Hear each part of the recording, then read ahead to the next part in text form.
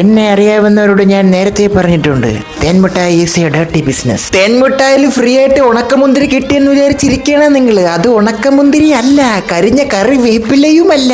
മലപ്പുറം മഞ്ചേരിയിൽ തേൻമുട്ടായുടെ പാക്കറ്റ് വഴി എലിക്കാട്ടം കടത്താൻ ശ്രമിച്ചവരെ അറസ്റ്റ് ചെയ്യണം. കുണ്ടറ ജോയിൽ കളിപ്പാട്ടം പോലെ എലിക്കാട്ടം തികച്ചും ഫ്രീ. 12 പീസ് എലിക്കാട്ടവും ഒരു എലിവാലും കണ്ടുപിടിച്ച് ഒരുമിച്ച് തിരിച്ചയച്ചു കൊടുത്തു കഴിഞ്ഞാൽ ഒരു മുതുക്ക് മൂഷികനെ ഗിവ് അവേ ആയിട്ട് കിട്ടും. ഇതിങ്ങ് കേരളത്തിലായതുകൊണ്ട് കുഴപ്പമില്ലായിരിക്കും അല്ലേ? നമുക്കങ്ങ് നോർത്ത് ഇന്ത്യൻസിനെ ഊക്കിയാലല്ലേ ഉമ്മ വയ്ക്കാൻ തോന്നുന്നു.